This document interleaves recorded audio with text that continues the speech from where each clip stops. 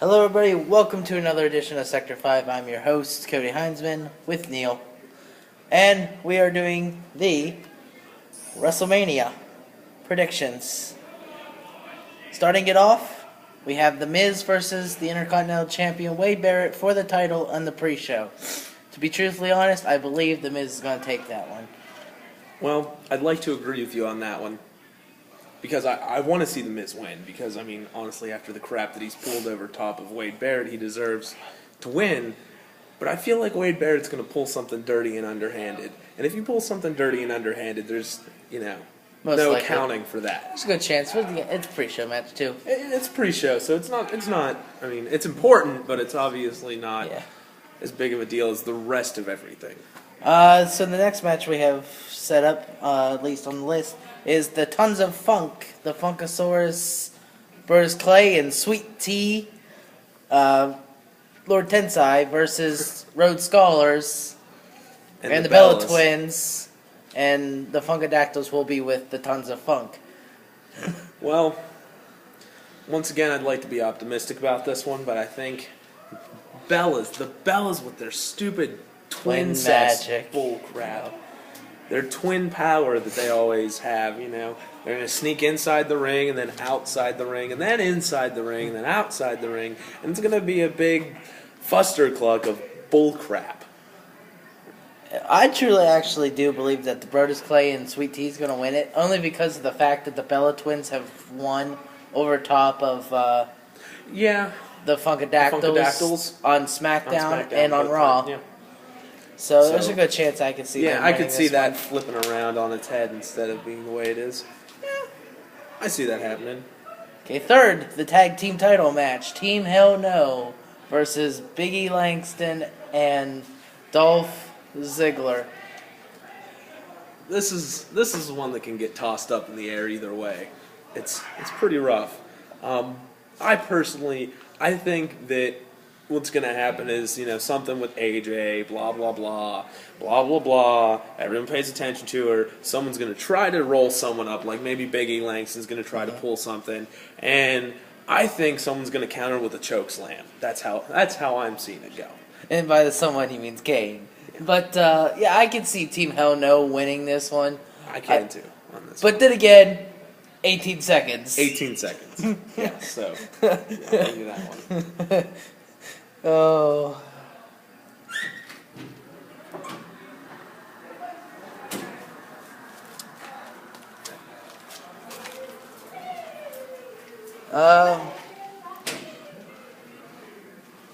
Working on to the next one. Jericho and Fandango.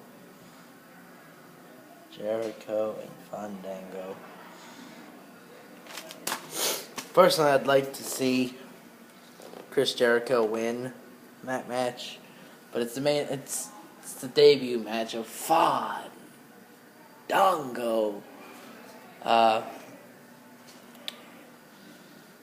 Personally, I don't see Jericho winning it. I'd like to see him win it.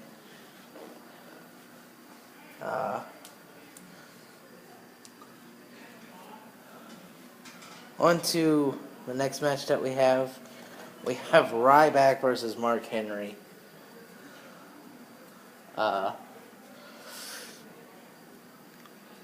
Ryback is a monster.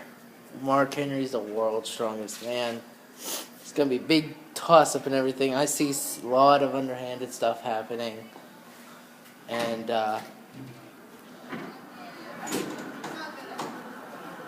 so, personally, I see Mark Henry winning. And, that's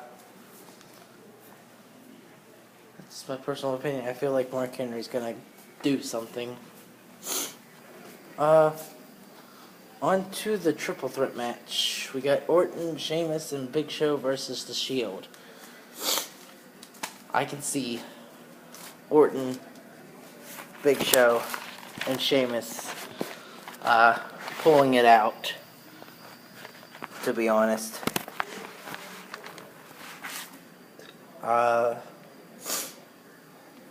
Orton and Sheamus, they've been forming a pretty good tag team. And sure, there is friction between Big Show and Sheamus still a little bit, but Orton's been keeping them in line. I see the downfall of the Shield finally coming at WrestleMania. On to Del Rio versus Swagger. To be honest with this one, I could see Del Rio retaining it after taking out all his anger and frustration.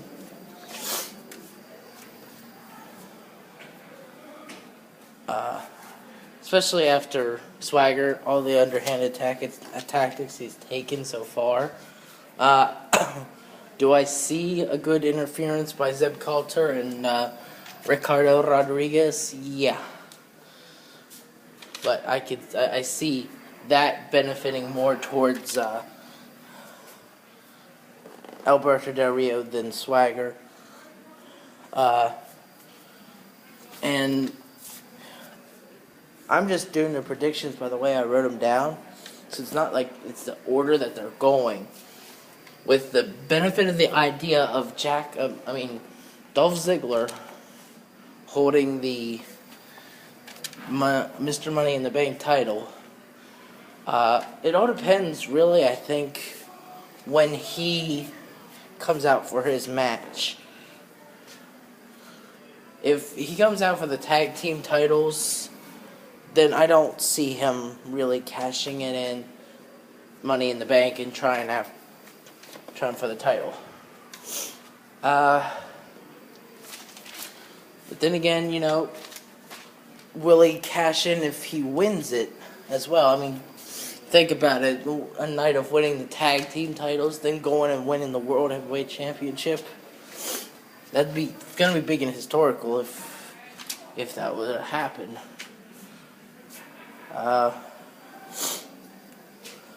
Then we have the Undertaker versus Punk. I'm still saying hands down, the Undertaker has got this stuff.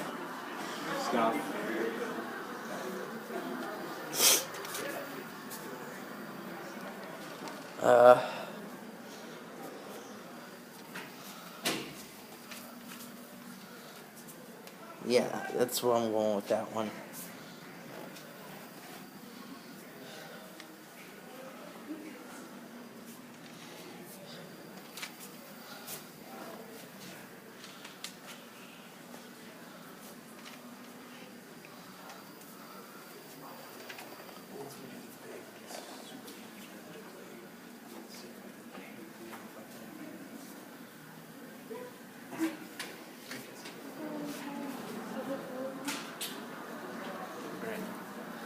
Sorry about that. I made a promise. And Okay. have you been recording the whole time? Yeah, I've been just finishing throughout with just continued with it. So, before he left, we were now going to the Jericho versus Fandango match.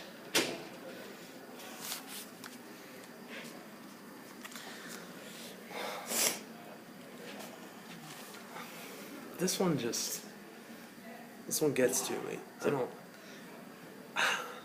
This is a toss-up. This is a real toss-up. It's a real toss-up. Are they going to make Jericho lose because it's Fandango's? Because it's Fandango's first appearance Ever in a match. But, personally, I think that Fandango Dongo doesn't deserve a chance at WrestleMania against someone as great as, Chris Jericho. I mean, he was the big, great one during the year 2000. He was going to save the world from everyone, and magically some fag that knows how to dance gets a WrestleMania shot as his first appearance for real. Well, not appearance, but first match.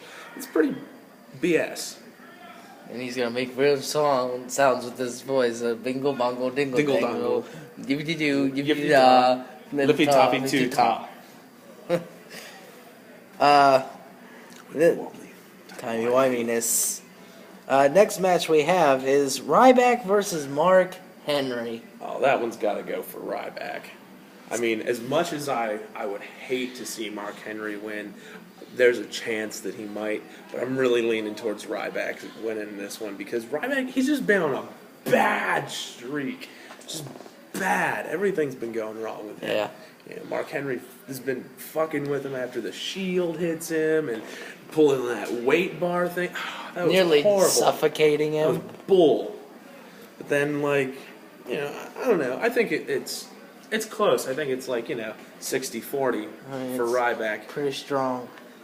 I feel like there's going to be some underhand tactics possibly used. Or the Shield will get involved. Or the Shield.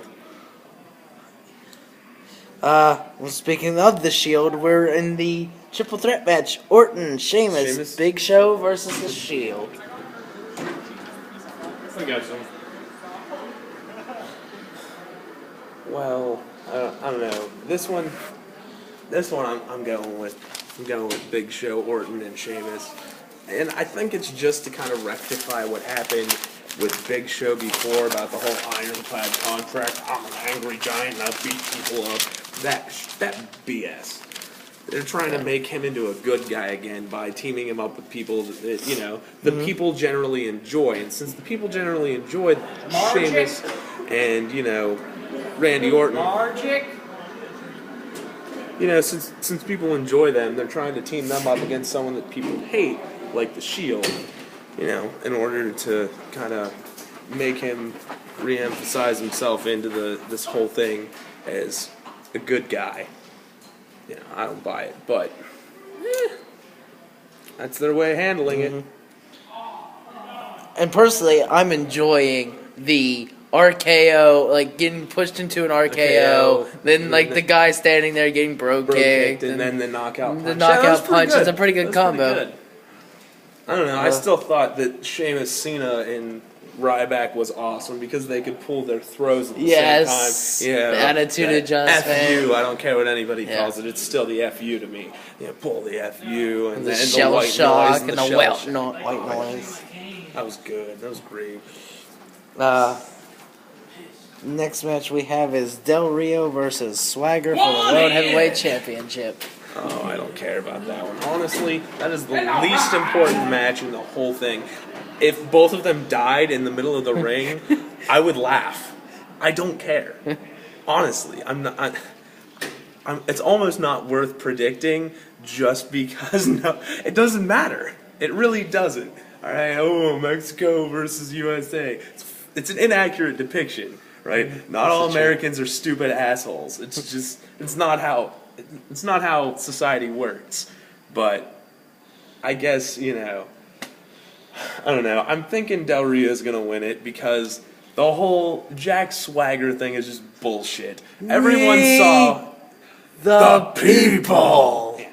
Everyone saw what happened at Elimination Chamber. Everyone did. All right, Randy Orton had that shit won, but Jack Swagger, being the asshole he is, just had to have the ego and wasn't willing to let him take it, even though he deserved it, and it would make for a good match. But, and of course we have. The question is now, do we think that Ziggler's going to cash in? Oh, I think as long as Ziggler doesn't hurt himself too much in his tag team title match, that he's going to wait until Del Rio's beaten and bruised by Swagger. And then I would imagine he'd let Biggie Langston hit him. See, I don't understand. If it was me at WrestleMania, I'd sledgehammer the hell out of him before I gave the briefcase in. You know what I mean? Yeah. Beat the shit out of him. Give him some chair shots or something. And then, give Biggie Langston a chance. And then give him, the zigzag. Ugh. Yeah. All right. But, whatever.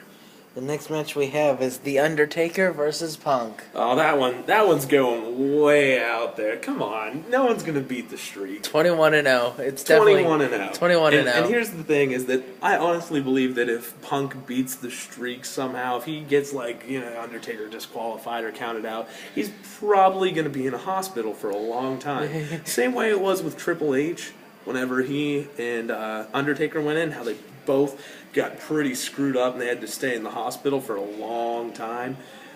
both of them are going to have the same thing happen, I think. But instead of both of them being injured, the injuries caused to both Triple H and The Undertaker are going to hit Punk. I think that's how it's going to go. He might go into a coma. Maybe. That would be funny. That's bad because I used to be an avid Punk fan, and I'm willing to say this, that it would be funny to watch him get that done. It would be. After the shit he's pulled with the urn and with Paul Bearer's ashes, Paul that Bearer is bullshit. You don't do that. Just going with Paul Heyman in general. Yeah, oh god. Alright, now I'm just going to come back to the frame here, because now we're getting the matches that I had not predicted. Okay, we have Triple H versus Brock Triple H versus Lesnar in a no-holds-barred Triple H's career is on the line type match. Now, okay, the question that Michael Cole and them has always been asking is who does this match benefit? Well, I mean, when you think about it, honestly, it doesn't really benefit either one of them unless Brock Lesnar is that vengeance-seeking that he just wants to hurt Triple H. I mean, otherwise, if that's his goal, then obviously he has the benefits because, Triple H is kind of looking for vengeance in the same way, but he's got a lot more on the line that could go wrong. Mm-hmm. And that's the problem with the match. But at the same time, that's going to be the deciding point, in my opinion, on the reason that he's going to win. I'm going Triple H hands down on this one. And of course, I still fear about the fact that Shawn Michaels is going to be on the apron, because it always seems like when Shawn Michaels is involved, things go bad. Well, I'm hoping that I get to see a super kick or two in there. Oh yeah, sweet chin music. How beautiful it would Sweet be chin to music. watch Brock Lesnar get a couple sweet chin musics, maybe followed by a pedigree or so. Yeah. Oh wow. Then of course, finally, the And I mean, finally! The Rock versus John Cena for the WWE Championship. You want to tell them what we think? You can't see us.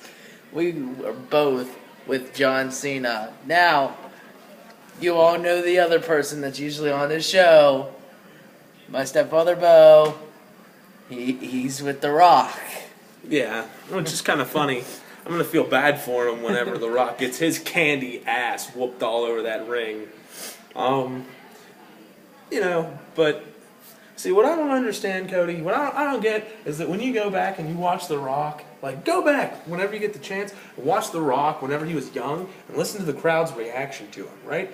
People hated him. People fucking hated him, right? Yeah. I think it's because he's a movie star. People are like, oh my god, look, he's in movies and now he's wrestling again. Holy shit! Yeah, no, it's all for money. Very. That's how I'm seeing it.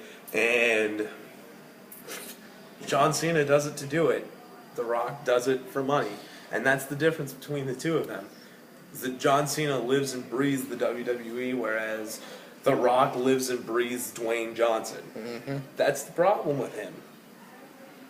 And to be honest, Not to mention he speaks in third person. That's the Neil. Yeah, no, I don't. Neil. I don't walk around saying Neil wants to go get some pizza. Yeah, no one does that except for him. That's kind of out there. Yeah. And to be honest, I like how Cena presented it. The Rock didn't beat me. I beat me. Because I didn't personally watch WrestleMania. I was in Dublin, Ireland at the time that WrestleMania was going on. And, but after hearing how he lost, I agree with Cena. I mean, he kind of got a little egoistic, but John Cena's focused. He has one goal in mind, and that is beating The Rock. It's about time that the WWE Champion comes back to the WWE Champion. The true WWE Champion. The 11-time WWE Champion. So, to end this whole segment, I'd have to say feed me more. You know, It's only gonna take Save one us. RKO. save us, Y2J. All right, big red monster. That's it. And finally, Little thugonomics added into it. Once again, as always, I am Cody Heinzman. I'm That's just Neil how it is. Fotheringham. That's Neil Fotheringham. That's just how it is.